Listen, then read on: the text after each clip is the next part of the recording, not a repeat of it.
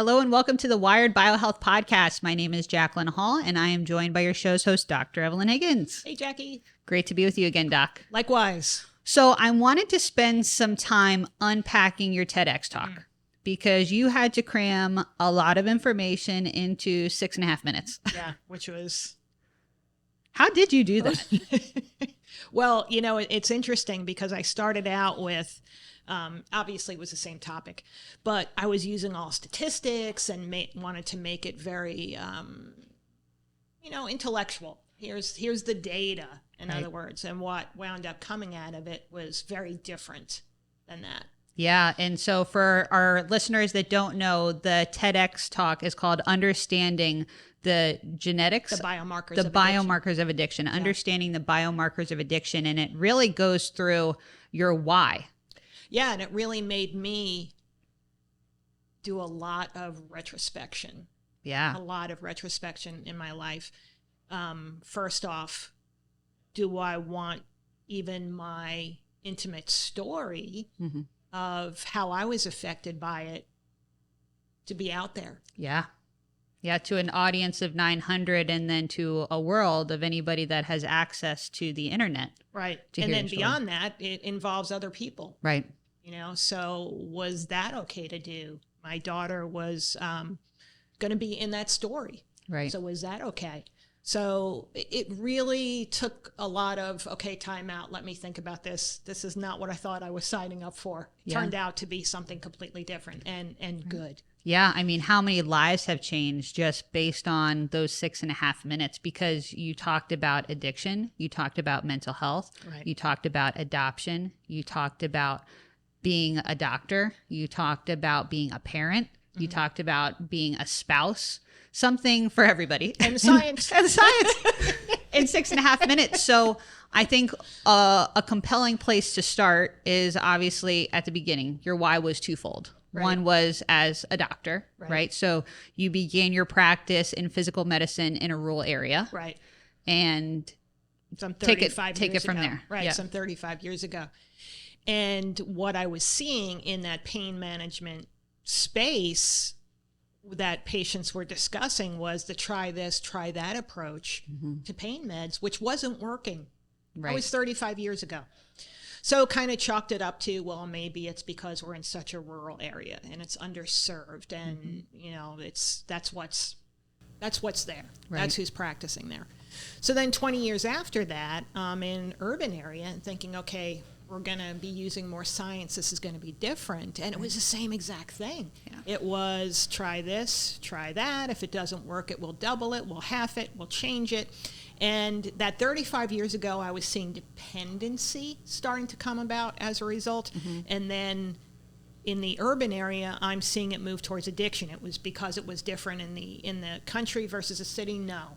It was because people were using for so long that their body shifted from dependency to an addiction. Yeah, and I think that's important not to try to split hairs on the definition of the difference between dependency and addiction, but rather what is happening in that time span biologically. Right. And so I think regardless of it, be it a pain medication or a mood stabilizer, your body is still having to figure out, do I need this? How much? Why do I need it? Where do I put it? No matter what you put in. Right. So can you talk about some of the pathways that we measure through our panel that are affected by a medication? Sure. There's targeted medications. Example, antidepressants or SSRIs are targeted for the serotonin neurotransmitter. Right. What we often see at Wired BioHealth and Wired for Addiction is that people have been on SSRIs for years, for decades, and the SSRI was never created to be long-term use. It was for acute situations. Really? And we don't even have the data of what happens when it's long-term use, when it's been decades of somebody using it, other than your liver has to work harder, your kidneys have to work harder, your bladder has to work harder. And so often I see people's results where that SSRI was not effective for them. Their serotonin is still in the tank, nowhere near that sweet spot that we're looking for. So it was ineffective to begin with. We take an even deeper dive when we do the genetic SNP portion of the lab panel and find out that, for example, this SSRI was going to have less effective result for this particular individual. In other words, it was probably never going to work for them to begin with. Yeah. So that's just one example of a neurotransmitter. Yeah, I always think it's so interesting when somebody is suffering from depression and they get put on an SSRI. Because serotonin is not the only neurotransmitter Correct. responsible for mood regulation. Right. I mean, how frequently do we see clients that they're suffering from depression, right? We see that, they say it, but we take a deep dive into their physiology. Their serotonin's actually high, but you would never know that. There could be plenty of other neurotransmitters such as dopamine, epinephrine, histamine, phenylethylalanine that are responsible for that depression. Yeah, we could be looking at serotonin, dopamine, epinephrine, norepinephrine, 1, 2, all three, all 4 of those. Right. We don't know unless we measure, which is why we do what we do. Yeah, I mean, there's nobody that can look at you and say, yep, I can tell your PEA is high. Like, that doesn't exist. That would be a cool party trick. But Maybe a pickup line. Maybe a pickup line, right? But that's just not the way it works. And so when you talk about in your TED also that it takes time. Right. It takes time for people to learn to think a new way. Right. You know, what we do is so far advanced that so often we hear from our clients of, gosh, how come no one has ever talked to me about this? I'm like, because no harm, no foul. Your doctors aren't even aware that it exists because they are so inundated, quite frankly, with paperwork instead of being able to see patients and hear patients and listen to patients and treat patients. That's a whole nother subject. You can tell I can get a little worked up about that and what's happening to our health system. But it's they don't even know it exists because they don't know what's out there of the latest and the greatest. I mean, this is what we do. The technology for one of the parts, what we look at, only became available. The machines, the technology became available in 2015. You know, then we spent 3 years in COVID.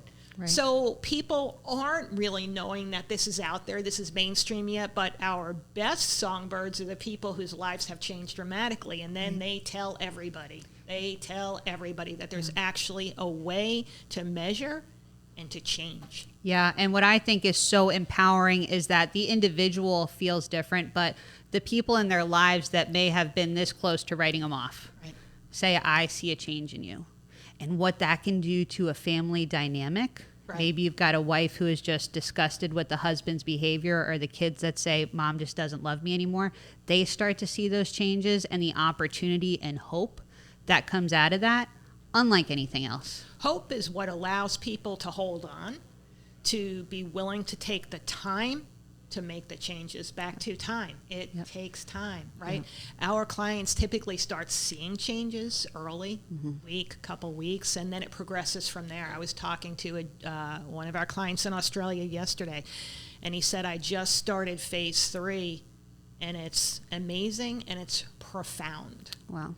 And that's when we're getting into the genetic portion of things. Usually the most profound part is when the levels of those neurotransmitters and hormones come more towards the middle of where they're supposed to operate at optimally.